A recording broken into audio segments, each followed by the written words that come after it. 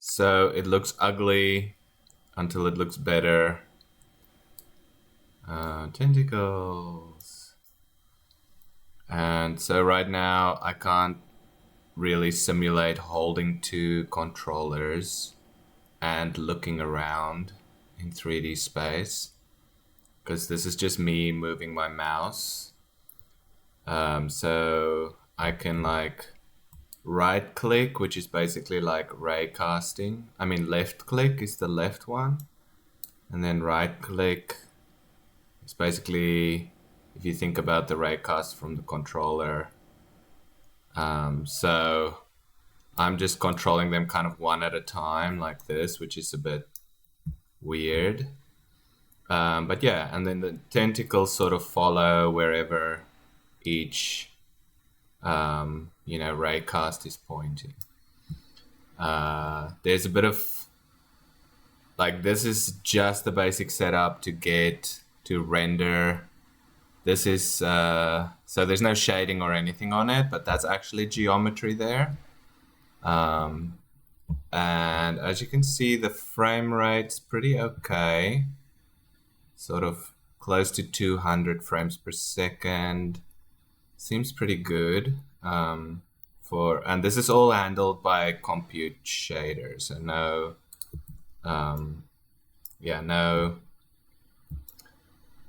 geometry or mesh or whatever.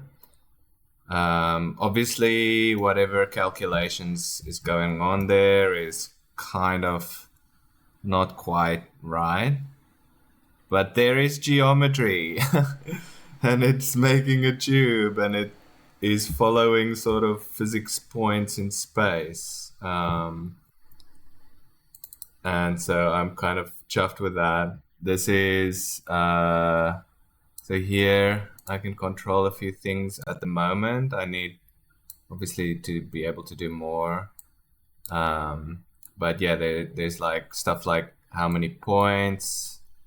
Like I wonder if I put it up to 64 and I just make this really like tiny radius so I can fit in more. Like once the tendrils get quite long, it gets a bit ridiculous. Yeah, so that's a pretty long tentacle and probably a bit slow and stuff, trying to get to that point. Yeah, it's a bit hilarious. So obviously, like, the setup right now is quite unsophisticated with like how the geometry is formed, and just the physics like isn't really quite correct. It's still kind of fun, like it's kind of fun just like wiggling these tubes around and stuff. Yeah. But yeah, they they could be tweaked a lot to like make them actually behave more. I don't know, whatever feels appropriate. So yeah, I think long tentacles is pretty ridiculous. But I just wanted to like add like a lot of points just to show that the frame rate's fine. Like that was like just doubling the geometry and it's still just handling all this like animation and stuff for like how many verts? It's not a lot of verts, but it's only tentacles right now. And I just want to kind of get a setup that can handle like all sorts of fluid animating geometry, and kind of just learn and understand how the compute shader works, because there's just the shader for the coloring, which isn't actually doing much right now. That's why the tendrils are just kind of blank green. But this is the compute shader that builds all the geometry. There's actually a few different, these are kind of like methods like you have in C#. So There's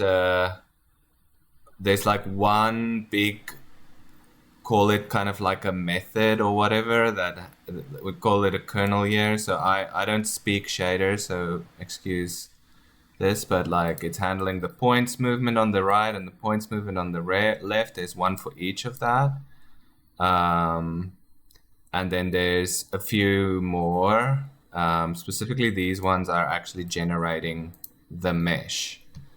So it's actually like generating a bunch of vertices around each point in the chain, basically like your tube, renderer script. It's kind of doing the same logic, and basically just sort of placing a circle around each point and then connecting those up as triangles, and then it creates a buffer of those points. So that's basically here. The vertex data gets stored as a buffer, and each vertex data object in that buffer has a few things that the shader needs to calculate shading. And then, then the shader actually reads that buffer. So it sets up the same kind of struct, and it reads the same buffer, and then uses this kind of data to render. But it's not doing. This is like a very bare bones shader right now. And something's not working. I tried to just do a basic sort of Fresnel effect, just to see if I can do something just a little bit better than rendering the color. But yeah, as you can see, it's not. So there's a few more things that I'd like to do better. I don't know. I think there's probably like slightly more elegant kind of calculations needed for like if you can see the geometry sort of doing these weird artifacts and stuff, which kind of is cool in itself, but you know, it's far from that sexy kind of SDF jelly like, you know, slug tendrils that I had before. This is now almost starting from scratch again and trying to make this approach work.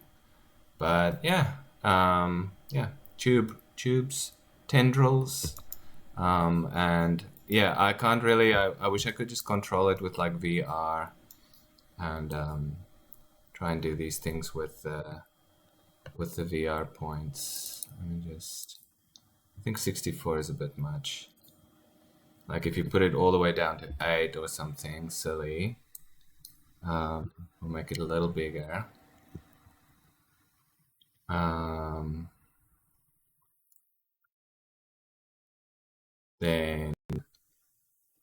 you can see sort of weird stuff, right? Like that is almost like the tube. Like sometimes if you go down here, you can see the tube tips kind of twisting around. Let me see if I can make it, if I can force it. Yeah, so when it sort of like twists around and stuff, and it gets those weird artifacts. Yeah, I'd like to know what's going on there. And you can probably more clearly actually see the actual like segments of the tube now that it's like bigger and less. Yeah, but it. I think I'm on track. I think it's heading towards something. I'm just glad I figured out how to generate geometry in a compute shader. Like I kind of don't know how I did it. It's a miracle. Yeah.